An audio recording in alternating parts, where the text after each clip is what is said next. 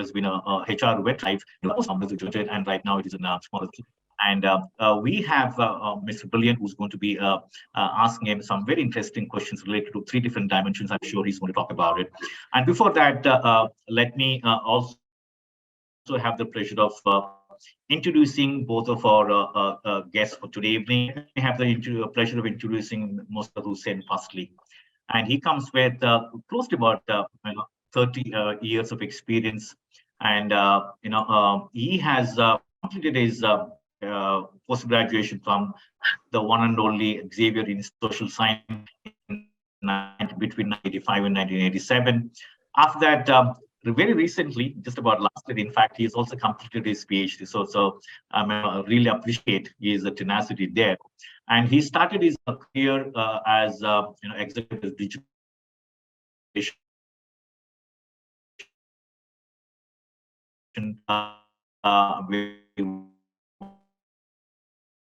worked for almost about 1 year, 3 months. Then he worked with Asia strategy manager. Like I said, in Maruti Limited or Maruti Suzuki, he has spent close to about 12 years and 5 months, and the last being as a head of leadership and functional school.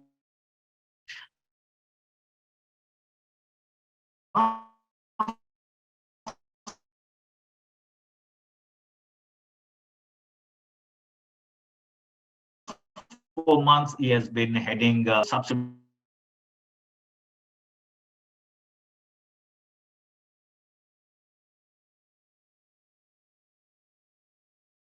I'm sorry, there is little connectivity issue. I think I'm sorry for that. And let me also have the pleasure of our other guest, Mr. Brilliant. And like Mussarrat, he has also been a very, very interesting HR veteran. And he comes with, again, close to about 2 decades of experience in various industries. And before he joined TimesPro almost 7 years ago, he was a global human resource director at SB Global, SB School of Global Management. And before that, he also worked with various other companies. And most interestingly, he's very, very active in two very important circuits. One is in the National HRD Network, other one is Toastmaster International. And currently, he's the district president of Toastmaster, right? And before that, he was also the regional advisor at Toastmasters International. And like I said, both of them are going to have a very interesting conversation on a very, very interesting topic called leadership Maruti development, the Maruti way. And over to you, Brilliant. Thank you, Nagendra. Good evening, good morning, good afternoon from whichever part of the world you may have logged in. Gentlemen and ladies, girls and boys, thanks for joining us today on this 54th Leadership Lever lecture by TimesPro. Our guest today is Mussarrat, and it's my pleasure to welcome you once again for the session. Broadly, we will traverse this section in three parts. One is your personal journey. Second, leadership development in India. And third, leadership development the Maruti way. And time permitting, we will have a quick rapid fire where we'll get to know some of your personal choices for the benefit of the audience. Audience, be on the lookout for what you want to ask Mussarrat. Put your questions onto the chat and let's roll. BAE, before anything else. This has become a trend today. So before anything else, Mussarrat, could you share with the audience how has been your HR journey in about 3 minutes? Thank you, Brilliant, and thank you, Dr. Nagendra Chaudhary. It's a pleasure to be here. If I talk about my journey in 3 minutes, actually, my career so far has been more than 3 decades, and to sum it up in 3 minutes would be difficult. But nevertheless, I started my career from a media company only and moved on. And I have been largely working with initially in the IT domain, and then from there on into auto and engineering. And then, of course, continuing to be in auto and mobility. In HR domain, in this journey, I have worked across all the HR domains. I would say I started from a corporate role, moved into plant role, and I've been head of corporate HR, head of then finally moved into the leadership. I had the opportunity of setting up the leadership academy for Maruti, and that was quite eventful. And now, currently, I am into a GCC space, Global Capability Center, which Suzuki is setting up, and that's again something very challenging. So I head this role now. So I have been into all kind of roles in HR in this journey of more than 3 decades. That's all I can say about my journey. Thank you, Mussarrat. And as you rightly captured, putting everything that you did in 30 minutes, 30 years in just about 3 minutes is a difficult task. And today, that's what HR has to deal with things, right? Everything needs to be concise, precise, and presented on the fly. And that's where I think one interesting element that I have noticed in your long and growing journey, especially with the HR part, is that you have been in the manufacturing auto engineering sector for a very long time. How easy or difficult was it to be specifically in this sector, considering the kind of challenges that we see? As far as my career is concerned, I have worked across diverse industries. But yes, large chunk of my career is with the manufacturing or I would say engineering industry. And the good part is that for anybody in HR, let me tell you that HR evolved at the shop floor only. If you look at the 250, 300 years of industrial revolution and then what we call the digital revolution today, HR actually evolved at the shop floor. All experiments happened at the shop floor. We have heard about Hawthorne experiments and so many other experiments. And if I would say I'm rather lucky to have started from a shop floor and manufacturing. These kind of exposure, if one gets in the career, I mean, it is something that you can fit it into any kind of role. Now, HR has evolved. The new business domain, businesses have evolved. We have gone into IT. We have brought in so many newer space. GCC is the latest which has come in. Now, somebody coming from that, as you may call it, grassroots of HR, then it is much easier because today the bad about HR is that the fundamentals of many people are not very strong. They may be in one of the job families and maybe in one particular industry, but when I go to various forums, people may talk about HR in a big way, which concerns white collar, but they forget that the large chunk of millions of people are in the blue collar category. They are the category which is also very important. Manufacturing is a very big contributor to the GDP. And it is the blue collar, the skilled, semi-skilled workers which are actually contributing. So I'm that way. I would say my journey in manufacturing has been a blessing because having worked here and having worked in other domains and other industries that I have today, a GCC, which is a high tech technology and innovation area where the talent that you are dealing is going to be very different. So it is seamless for me actually. I mean, for me, coming from that kind of background gives me the comfort that this is something very which I can handle seamlessly. So that is what I can comment on this. Thank you for highlighting this element, Mussarrat. I think many of the HR professionals today don't realize the importance of going down to the shop floor and connecting with people. And as you rightly put, the core is the blue collar workers.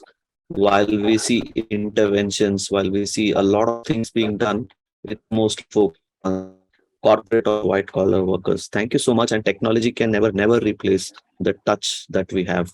So just on that note, while we are seeing there are a few HR professionals finding a seat at the table, there are evolutions that have happened over a period of time where CHROs, CPOs are involved in key strategic business decisions and probably business management. From your experience, coming from the experience of working from the shop floor to reaching where you are today, and now working on the global capability model, what do you think would it take for anyone who's passionate about HR to find a seat at the table without having to fight for it? Very interesting. Let me tell you, see, HR unfortunately has been more transactional over years, and it was never strategic. Thanks to the evolution of IT industries, that the human capital became an asset, and the recognition of people as a value creator was greatly understood. And HR became more important in that sense. But honestly speaking, you are right that finding a table at the board was very difficult, though few people could reach to that level. However, the pandemic has actually changed the game. Let me tell you, it was like a blessing in disguise for the HR folks, because during pandemic globally, HR was the fulcrum. The entire industry moved around HR, and HR played such a critical role that today, if this opportunity is not capitalized by HR, then it will be an opportunity lost. And So, most of the companies today, I mean, HR doesn't have to fight. It is already there. It is already there. And in many industries, HR is finding much easier to get into that area. Yeah, in some of the companies, yes, I completely agree, because especially if you look at manufacturing, then you have tier one companies, tier two companies, large companies, small companies. So perhaps the domain of SMEs, MSMEs, it will be little difficult. However, as you progress into an evolved industries, this is much easier. And for HR folks in evolved industries, it's much easier. So that's what I great. can. But things are moving in the right direction. Thank you. Thank you. And, good that you spoke about how the pandemic changed perception about HR for across the globe. While we've been hearing and listening to talks about how it took the pandemic to bring in digital transformation, I think it took the pandemic to also highlight how effective and how important the HR function was. On this note, just wanted to quickly check with you, while we've come from a very different sector, which is probably called as a knowledge sector, and it's easier for us to operate from home. How was it during the pandemic, especially considering the fact that most of the work that happens in the auto sector, manufacturing sector, cannot be done from home? So, what was your experience there? It's very interesting. In fact, this was a paradigm shift for our kind of industry. When pandemic came, thankfully, the company was digitally agile. And what happened is that the moment pandemic happened, work from home became easier. And of course, being in a kind of a manufacturing sector, you will have to run the factories, or you have to run your supply chain. Without that, you cannot actually run your business. But what we realized that having one size fit all strategy, that everybody has to be in the company for working, then the realization came that lot of work can happen from home, and which was never thought of earlier. And in fact, it so happened that starting from 70-80% of work happening from home for a very, very long time, almost 30% of people still work from home, and there are jobs which can be done very easily. So this transformation has happened across industries. It's not to do with us. Today we are talking about hybrid working in a way which is basically a matter of convenience. Productivity is high, and in many industries this is feasible.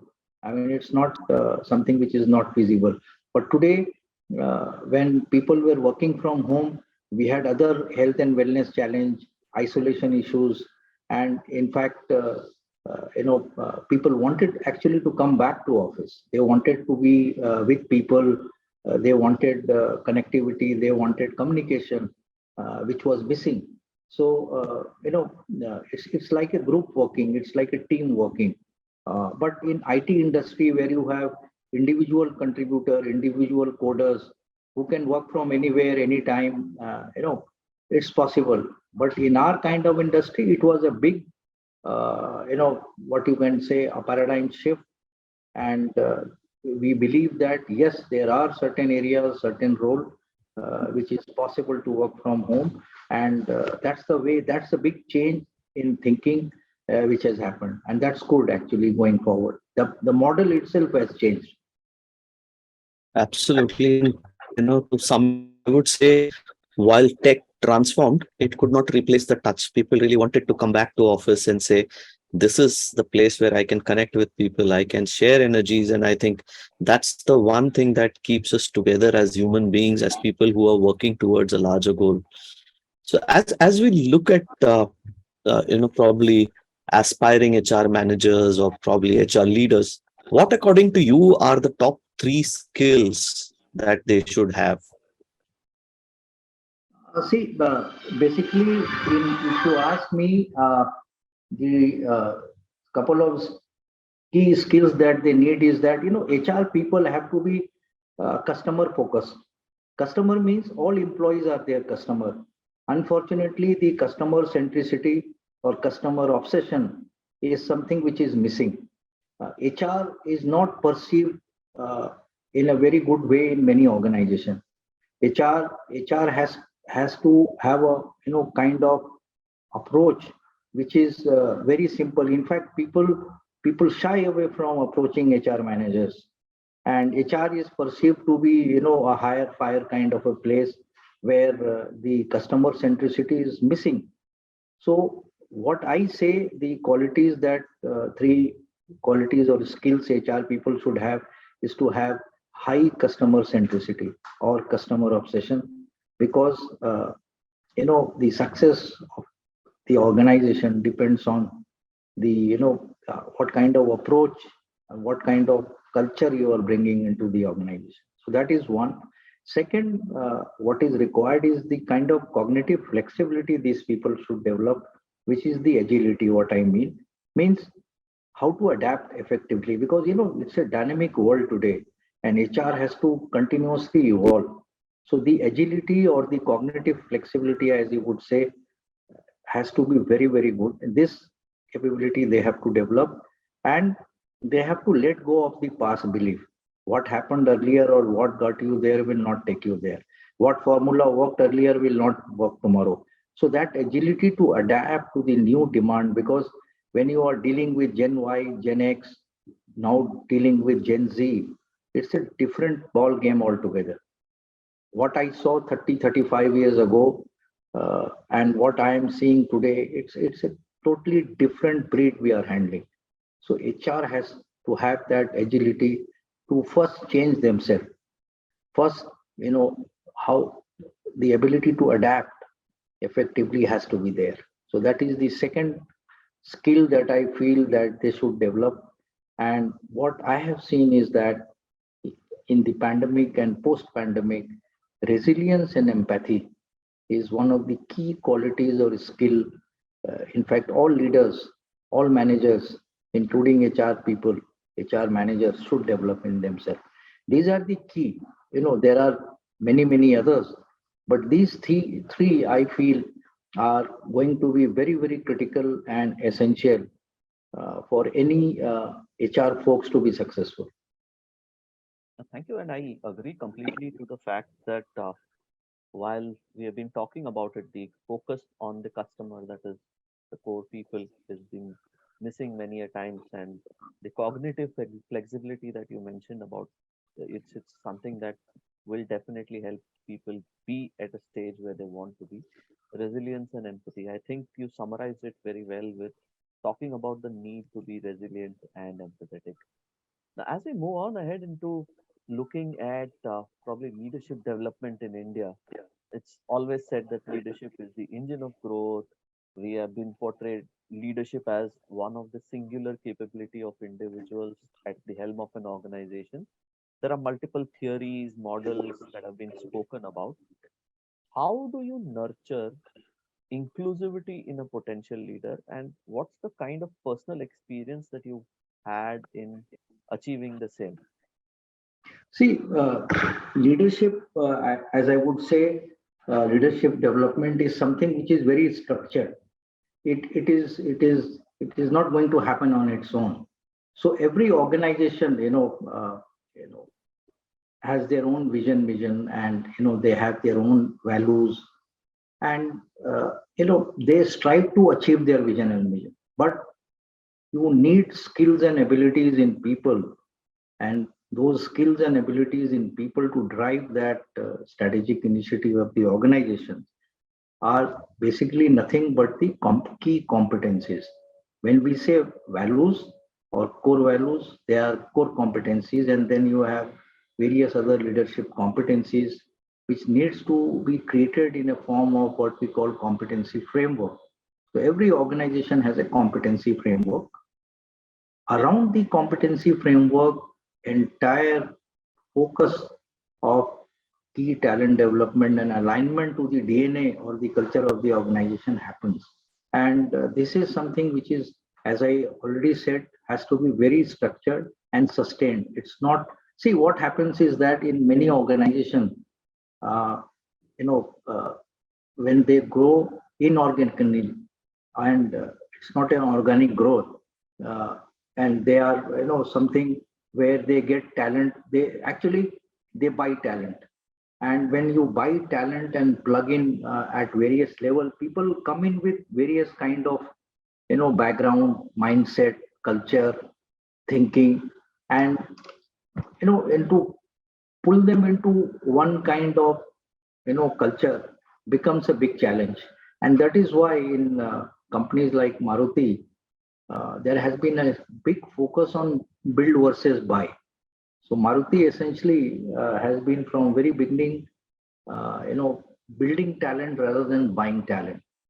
So more than 90% of the talent comes through the campus route only, and we build them. From last 40 years, that has been the principle.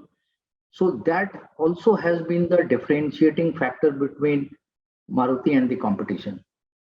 So what has happened is that Maruti has been able to nurture talent, and that is what I'm trying to say, that when you have a structured principle, then you work around that, and then it becomes easier. And you know, in our kind of organization, we don't hire people in the leadership level, especially in the core areas. It has to be from within. It cannot come from outside. So that has really helped nurture talent within the organization and in abundance. In fact, I don't shy from saying that, if you look at the entire auto industry, it's actually runs it's run by ex Maruti. So we have developed so many leaders, and you can find them in all kind of auto industries. So that is the level of talent development or leadership development which this company has done. So that brings the difference, and that is how you create the pipeline. So that's very important. That's very important, how you create that pipeline. Interesting, Mussarrat, you mentioned about the build by conundrum that always exists. And I think if 90% of your talent is built from within the organization, that speaks a lot about what happened in the organization itself. And I love the fact that you mentioned about leadership hiring doesn't happen, especially in the core areas, and it's from within. So if you could highlight what are the typical benefits if you groom people from within into core areas for leadership that you have seen in your organization. Yeah, see, basically what happens is that, we when we create a talent pipeline, we focus a lot on job rotation. We focus a lot on assessment, and 360-degree assessment center, development centers of people. And, what we try to do is try to identify, talent early and do a lot of job rotation, put them in stretch role. We have a lot of joint venture companies and group companies where we depute people on a higher role, to get them, accustomed to the kind of challenges that you will have at that role. So what happens is that, that helps in their sharpening of their skills. And when they are back after deputation, these are the people who really outshine others. Other than that, there is a huge focus on talent development. We follow typical 80-20-10 principle, which is 80% of the training happens on the job. 20% we focus on various other model, like we have focus on higher education. I'll talk about it separately. Then we send people for overseas training. We have we have a lot of focus on developing IPR and patents. We have at the grassroots level also concept of Kaizen and suggestion scheme, where people are encouraged to generate ideas. So innovation again is something very important. In fact, what happens is that, as I said, we also have our vision and mission and our core values, and our core values or core competencies. We try to imbibe that DNA in everyone. That is why we catch people young. So it's very easy to develop people. In fact, lateral that we hire also is at a younger level, not more than 7-8 years. So molding them, developing them becomes easier.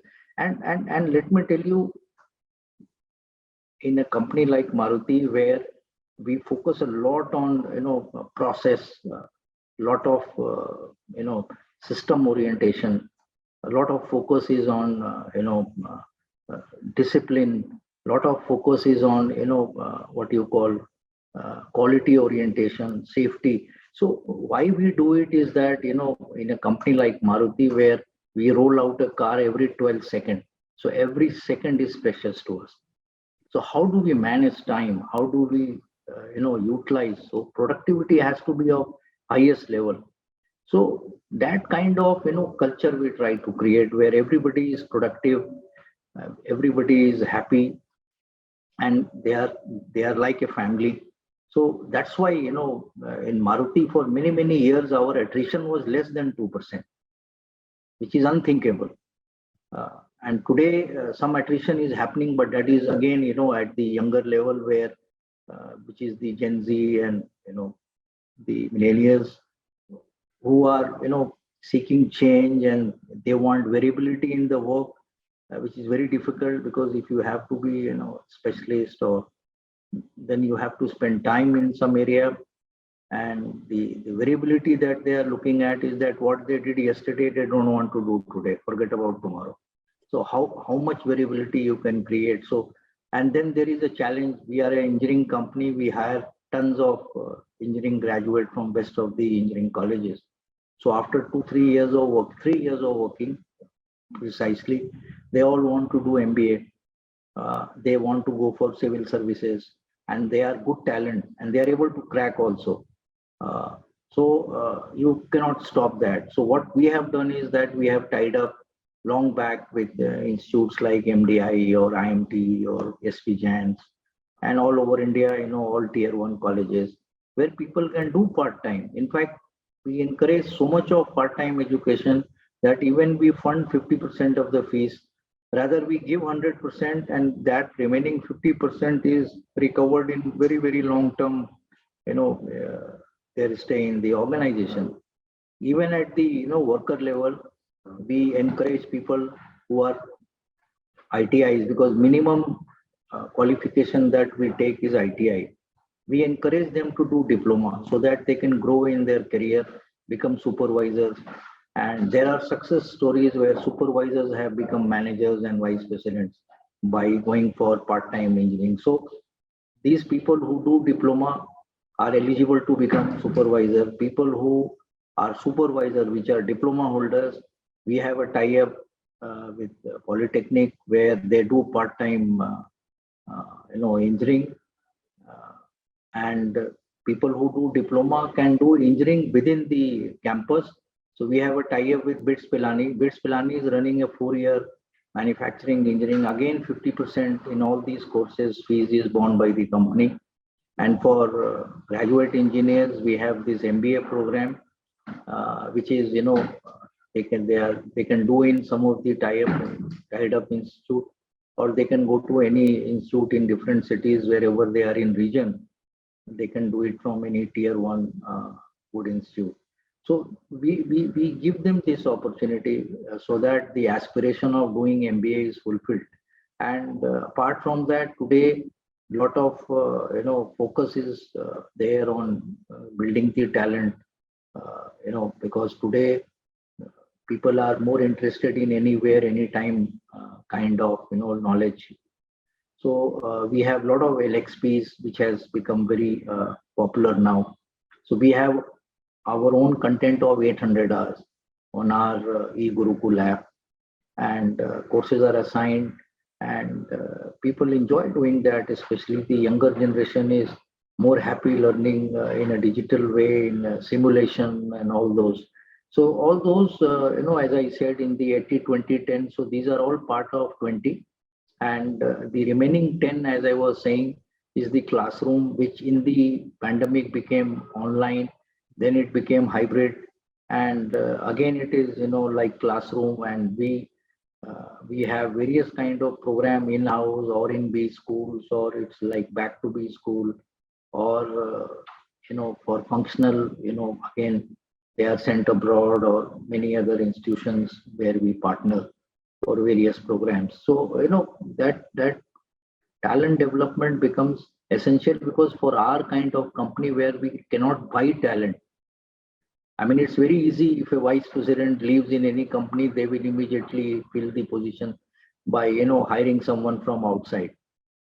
But in our case, if people, thankfully, people don't leave at senior level. But I'm saying hypothetically, if somebody leaves, we will not have problem, because we'll have a talent within our system to fill that position. But having said that, our talent pipeline has to be intact all time, and that is the reason that we focus a lot on assessments, and we try to identify and build people, try to put them in the right role, and we follow the 9 grid principles also. So we plot talent like that, and we try to see that who are hypos and who are solid performers, and where we actually need to focus. So all kind of strategies are applied for leadership development here. All kind of strategies we put, in the sense there could be program which is what company wants everyone to learn. For example, there are certain practices and things which is common. Then there are these assessments helps us in bridging the gap of what people want, where the gap is, and where we can build them. And the third is, we identify people who are, who have high potential, and for their career progression and succession plan, there is a different strategy which is adopted to, for those categories of people. So it's a very well structured program, and we have no choice, because we can't buy talent the way other companies does. In fact, thank you for sharing that. Quite a lot of Indian companies have actually started focusing on this structured, elaborate programs which can help talent within.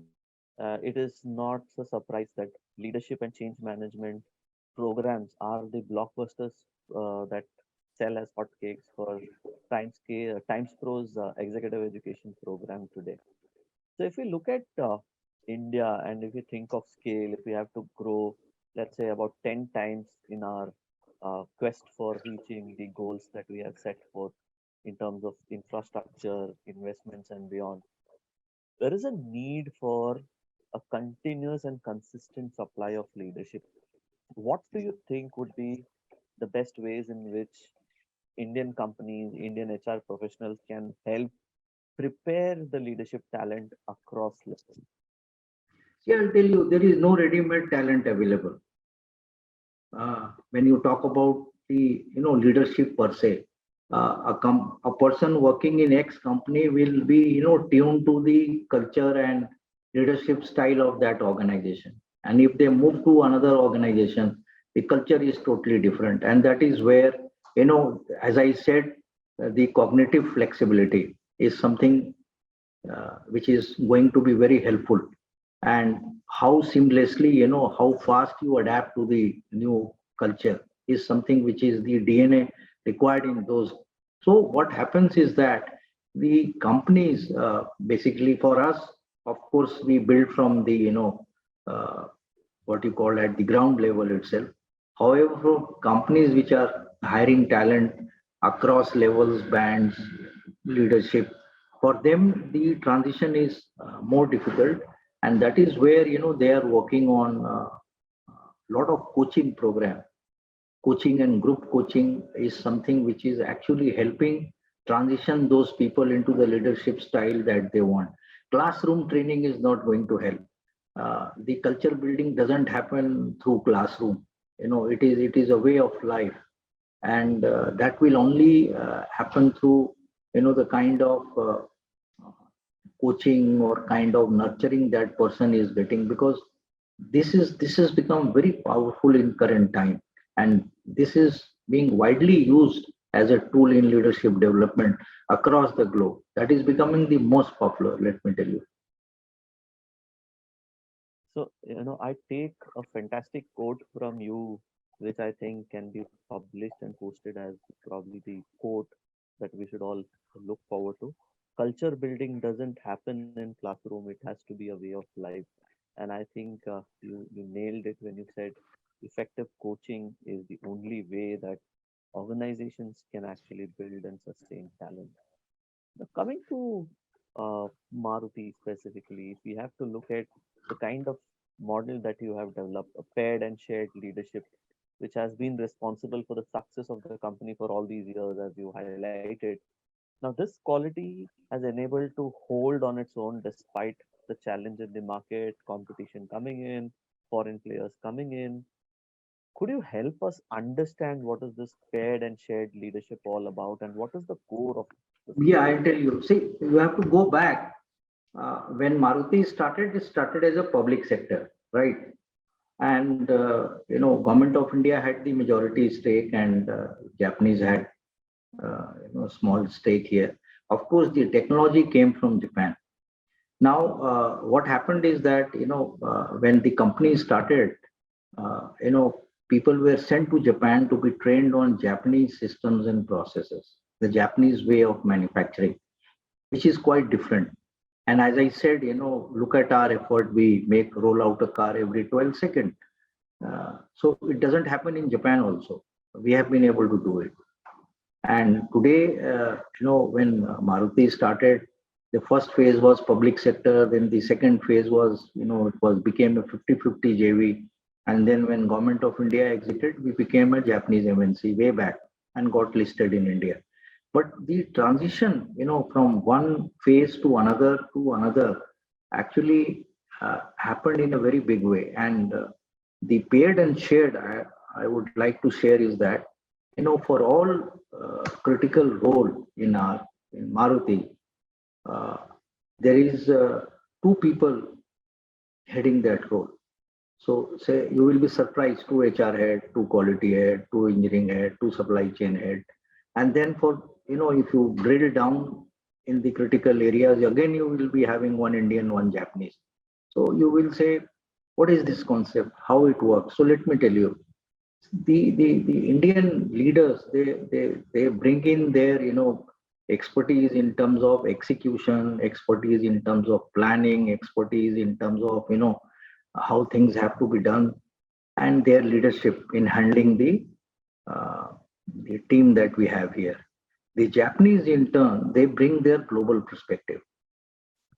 You know, the global perspective, because they operate in many countries, and the critical skill that they bring in together, it becomes a winning combination. So except for the post of managing director, I would say that for all position you will have two people working, and it is working very seamlessly. Earlier the number was less.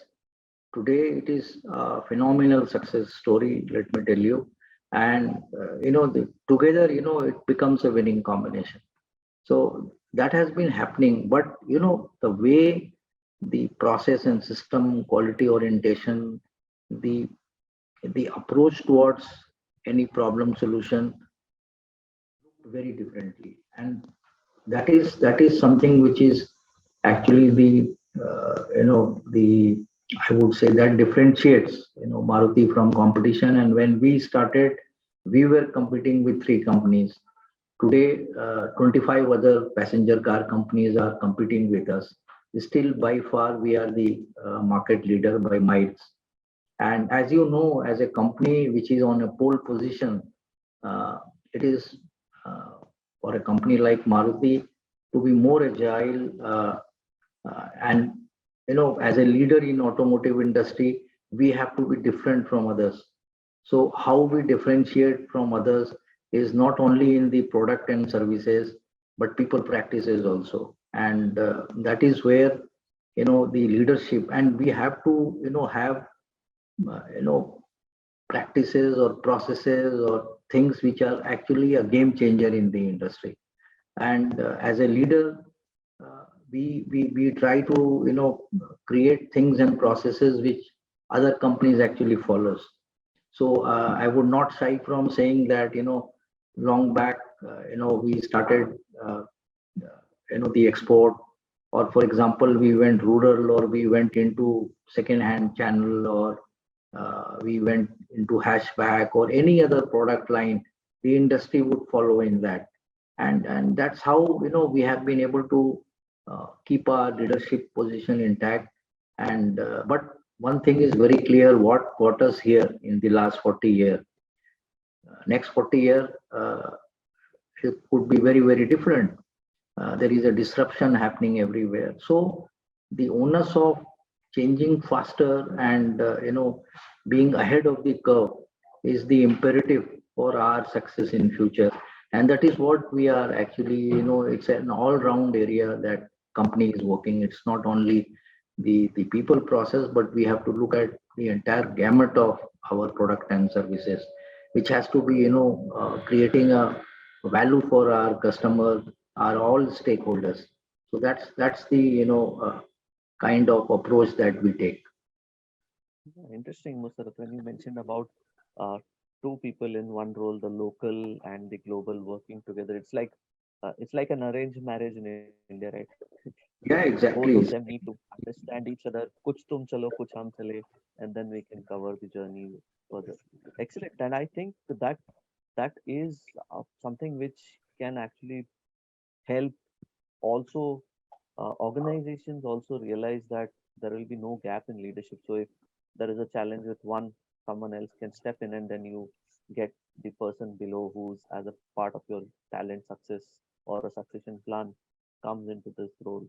Interesting concept there. So while there are multiple cultures, multiple organizations working, and in your case, you moved from a PSU, from a government owned to a 50-50% partnership to a completely foreign multinational company. Cultures have changed, right? Depending upon how the management is. This requires a lot of capability building within yourself as well. So, how are you, as you said, what got you here will not get you there for the next 40 years?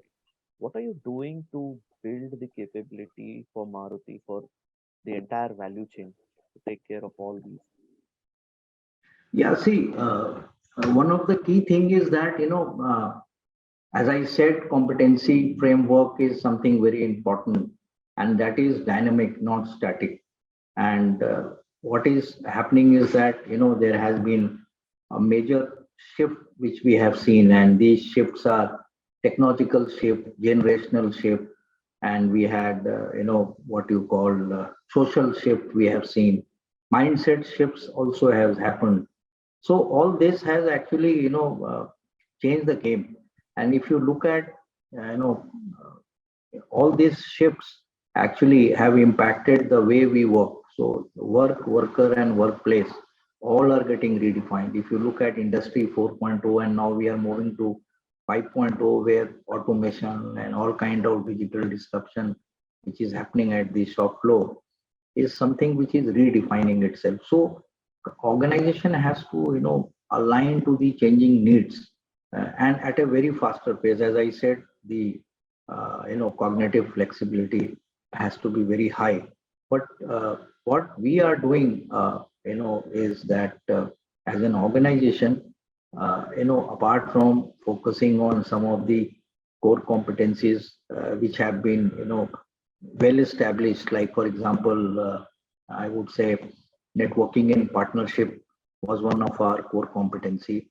And way back, almost 25, 30 years back, we started to build sales and service network to the extent that today no one can beat us in that. We are in desert, we are in mountain, you can find us anywhere. You will not get anything, but you will get our service center. And that is because of the networking and partnership that we created as a DNA of the organization, and that we still believe in. Second is, being fast, flexible, and first mover. So I have already talked about many first mover advantage that we got, and we changed the game. Then we were open to, learning and innovation, and as your customer obsession was something which is very important, because why people bought Maruti was, they were happy with the, the kind of service they are getting at a low cost, and anywhere, you could get authorized service person or a trained person. So it is, you don't have to struggle. So we have lived this DNA, all this DNA is there in everyone. But today, what is happening is that, as I said, what got us here will not take us there. The newer DNAs have to be, adopted at a very, very fast pace. So today, when we are talking about newer, some of the DNAs, as I already said, cognitive flexibility is one of them. Then there is a couple of other, competencies that needs to be built in. One is digital dexterity. Now, the way, this digital disruption is happening, and the way industry is evolving, though we had robotics way back from 80s, early 80s, but the way automation is happening, and we have achieved this 10, 12-second kind of, tag time.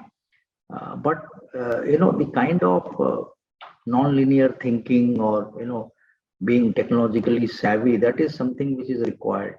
And that is where we are focusing a lot, that, that digital dexterity in each of the employee is as high as possible. Now, another thing which has evolved and which is very important is having a frugal mindset. Today we need people to develop a DNA that they should be able to work in constraint. Everybody can work in luxury. How do you work in constraint? How can you do more with less?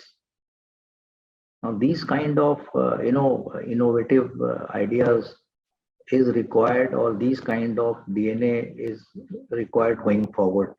I have already talked about cognitive flexibility, but the other area which is also required is pragmatic orientation, which is like how you act fast or iterate faster.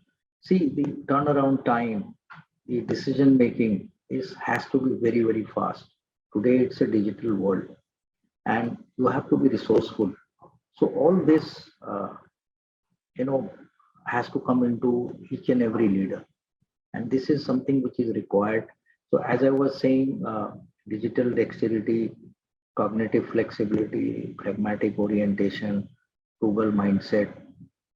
Another thing which may not be so much relevant to us, but what I feel is that, when we talk about leadership development, there is something which is called connected leadership, which has evolved in the pandemic. It's a very, very new area, because when the hierarchies broke and we started working in network, suddenly controlling vanished, and we could not work without empowering people.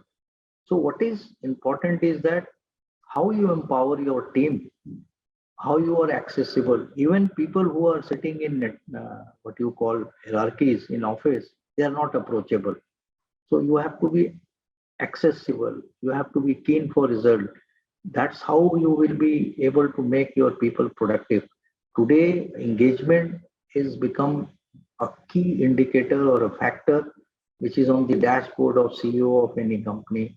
And this is how you can create, uh, the engagement among your people. And one of the biggest paradigm, is that happy employees make happy customer, who in turn will create superior results. So you have how you have to create is through all this, which is very very important. And this is something going forward. Not only us, but majority of the companies are trying to evolve and trying to adapt to the newer DNA, which is very important. And the kind of people who are now going to come or are actually coming in, the Gen Z is a different breed altogether. And they are not the one that you have handled in the past, and they behave very different. They behave very very differently. And the HR leaders or the leader per se or the manager per se will be foxed actually. And there is no surprise. You have to don't have to go anywhere. Just look into your own home. A kid born, maybe a toddler, would be so good at the mobile phones and all the likes of those. They are able to operate, and they are a different breed altogether. So I mean, if they are coming into the organization, we need the DNA to handle them. That is what comes to my mind. So we are actually bracing for a very very interesting time ahead of us. Absolutely. And Mussarrat, the conversation is going on so well. There are so many takeaways that I personally have. It reminds me of that one fantastic ad which says petrol khatam hi nahi honda. So Exactly. discussion, this And, discussion and can I'll tell actually you continue. something about that. That is a DNA Maruti created, that, that is total cost of ownership. Not only low cost of purchase of vehicle, but low cost of maintenance, low cost of driving, and so on and so forth. Just a minute.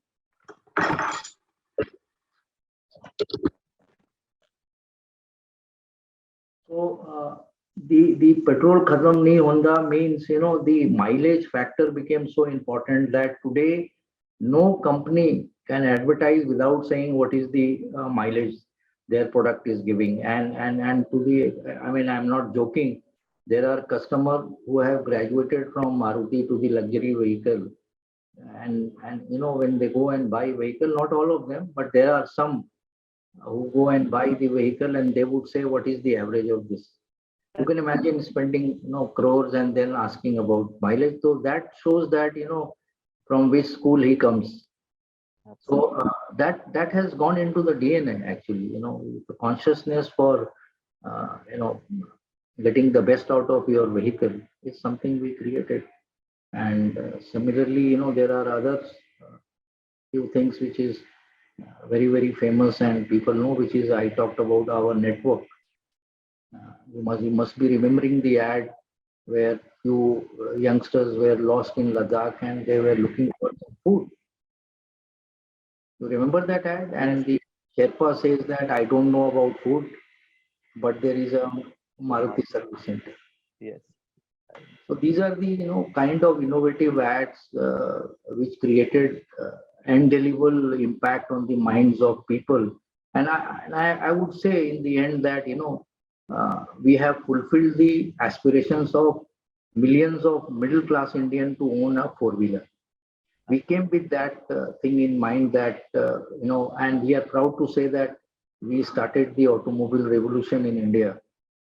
Today, India is the fourth largest in the world, and we contribute around 7.2% to the GDP and 49% of the manufacturing GDP. So, the statistics are very good, and this is a sector which is one of the fastest growing employing 37 million people directly and indirectly.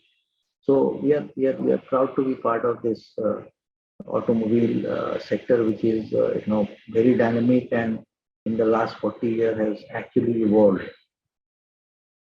Thank you so much, Mussarrat. And as it is said, you lay the foundation right, it will continue for generations together.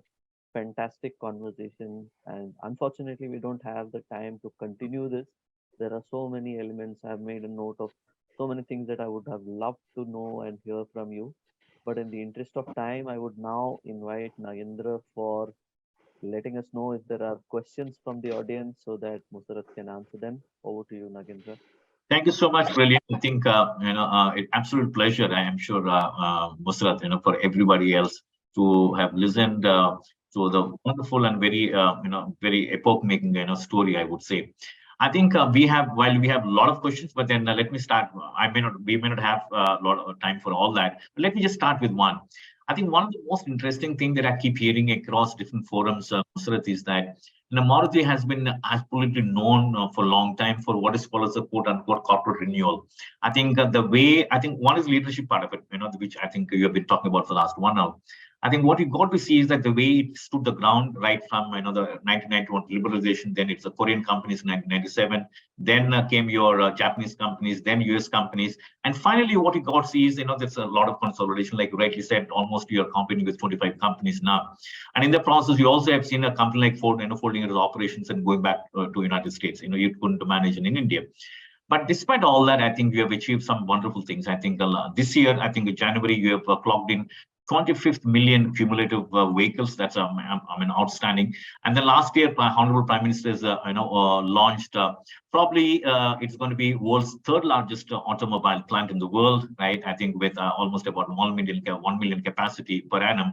With all this, right, I think it's a phenomenal success. I think very underplayed, very low profile. That's what Maruti has always been known. But like you rightly said, in one of the things, one of the answer to your brilliant question is that, and a third point that you referred is resilience and empathy, right?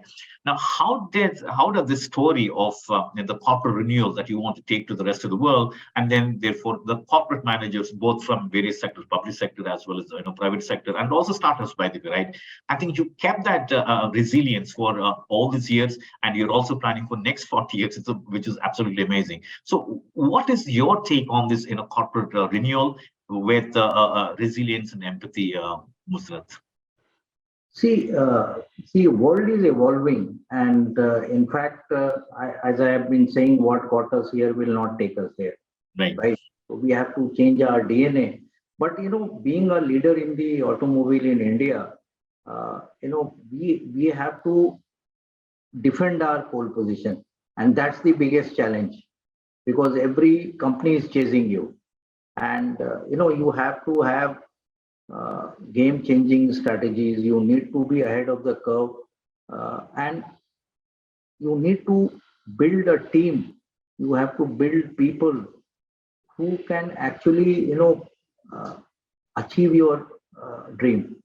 People who are, focused and will drive the objective of the organization, because it is the people who will make or break the organization. So that's why not only on product and services, we focus a lot on people.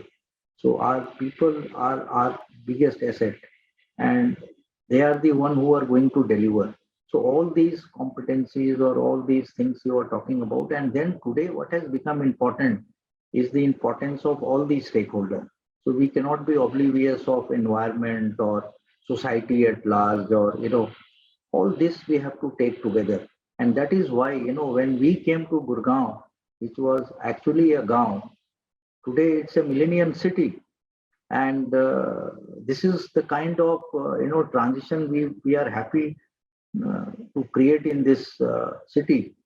And when we are going to Kharkhoda, or when we have gone to Gujarat, the kind of transition we are bringing in and the industrialization which is happening is something which is going to be a game changer.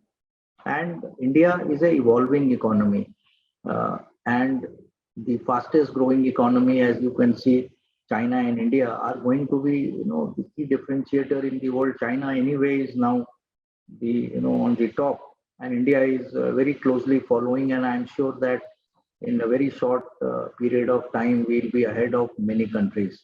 So, in the success story of this country, automotive is going to play a big role along with us. And we are doing our part, but we see a great opportunity in this country. In fact, I don't know how many of you are aware, the car per capita, which is how many people own a car per thousand, is minuscule in India. It is only 24. And if you look at China, which is world number one, should be close to 100 or so. But global average is 650, and some countries have even as high as 800. Now look at the potential in India. Even if India reaches car per capita of 40 or 50, imagine where we will be. And look at the potential. That is the reason that so many companies, including Tesla, wanting to come into India, because the opportunity for growth, the kind of young talent which is available in India is phenomenal. Because even Japan is a aging country, so those advantages we have to capitalize, and that is what taking all stakeholder along, we should create a success story in times to come. That's what comes to my mind, Dr. Nagin. You are on mute. I'm sorry. Thank you so much, Mussarrat. I think amazing answer as always. I think we are almost hitting 10 minutes past 7 o'clock. With your permission, like I said, I'll just take two questions. Before that, I must read out this wonderful comment from Komanduri Sanjana, who is saying that Maruti has been the first choice for the first car buyer.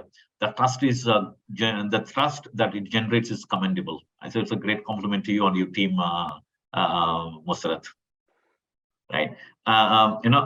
This is the question. Maybe, like you said, I'll just take two questions because of paucity of time.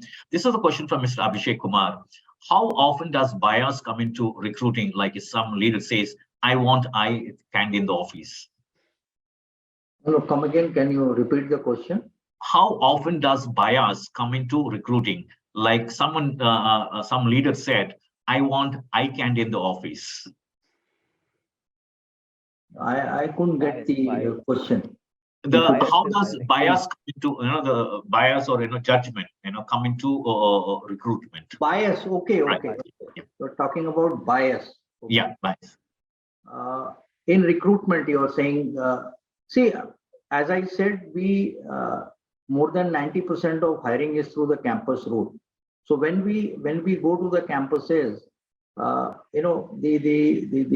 best part is that when we go to the best of these schools or engineering colleges, those guys who have already cracked JEE and have scored highly in their curriculum and they qualify our exam, they are intelligent. So their aptitude we are not testing. What we see is their attitude, but the bias, as what I am hearing in the question, there is no element of bias, and even there is no gender bias. So we are very open, because today even females are being hired and they are willing to work on shop floor. Even management trainees from the top B schools are agreeing to work in industrial relation or plant HR, which is a big change, which was not there 10-15 years ago. And these are some of the changes we are seeing, but there is no element of bias anywhere in hiring. And we hire talent all across. But only thing that we do is that we have a huge value chain in terms of the supplier companies and all who are our suppliers. So generally we avoid hiring from our partner companies, because I can't hire from my partner companies and jeopardize their operations. So we generally avoid that, but otherwise there is no element of bias. Again, you are on mute, Dr. Nagendra. Sorry. This last question for today evening, with your permission, Mussarrat, is from Vaidehi Oak. And her question is, how do we ensure that we retain talent, and given the current disruptions and changing scenarios, what is that drives the current and new pool of resources? Thank you, Vaidehi. See, what is important is that, you have to understand the pulse of the people. if you have to retain your talent, you have to understand what is their need. And for that, as I said in the very beginning, that the customer centricity has to be very high. You have to understand the pulse of the people. So, reaching out to people, doing skip level meeting or town hall, or what you call surveys, everything has to be continuous. And just to give an example, uh, long back, 10, 12 years back, there used to be a lot of issue around work-life balance, and this was around work culture, where people talked about, that there is, the 6 day working. When we are not able to, spend time on whatever we want to pursue, or there is no work-life balance for us. And this became something which was heard, seen, and then, uh, it took some time, but finally, we switched over from 6 day working to 5 day working.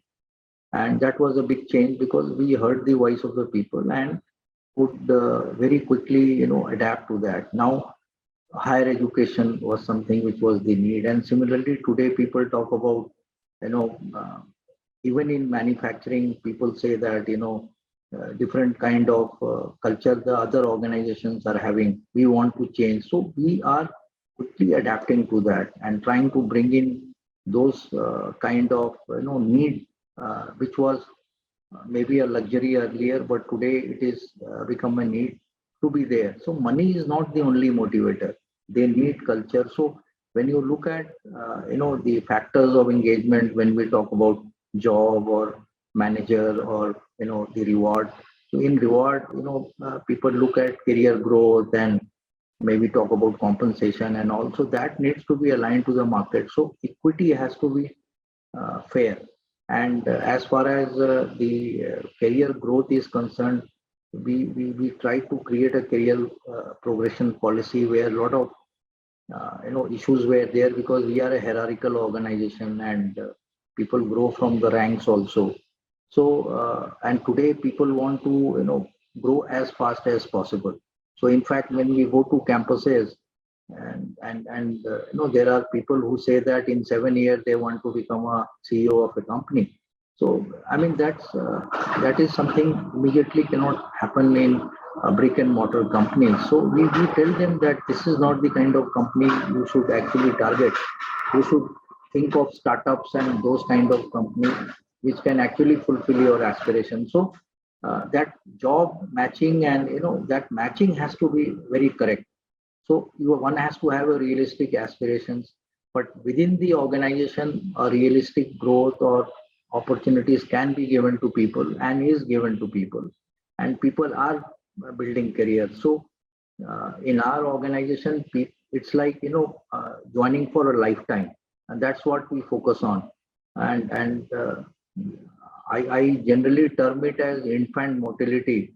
That is there in the first 5 years. Whosoever has to live in the third, fifth, or anybody crossing 5 years, I mean, there is a more than 90-95% chances that they will stay in the organization. So those kind of fundamentals we have been able to build, because that is something which is a matter of pride for people in the organization, and it takes time. It has not happened overnight, and still, in the ever-changing environment, lot needs to be done, and we need to continuously evolve and change.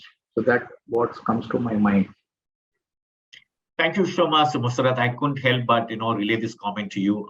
This is from Yasmin Shasmi, and her comment is: my first car was a Maruti, and second too is Maruti. It is great organization. Keep up the good work. I can only thank those loyal customers of Maruti. So thank you very much. Thank you so much. I'm sure like her, just one customer. I'm sure across the world you'll find it, across India you'll find it. Thank you once again from all of us, Mussarrat, for having sparing your time, especially on a Saturday evening. But it is nothing less than really engaging, and also very, very, I would say, thought provoking, because I think a lot of insights you gave us have been, I think, something that we never heard. And I think one of the interesting things that you talked about is paid leadership model. I think that this is a very unique model, which very rarely we get to hear. And I'm sure it must have started as an experiment, but I'm sure the very fact that you have been staying on with this model for years together, I mean, is something that the rest of the companies should be really looking at it. Thank you once again from all of us. Thank you, Brilliant, for your evening time as well. Thank you, Brilliant. Great session. Thank you, Dr. Nagendra, and thank you for inviting. Thanks a lot. Thank you, Thank you everyone. so much. Thank you so much. Thanks. Thank you. Thanks. Stay safe, everyone. Bye for now. Thanks.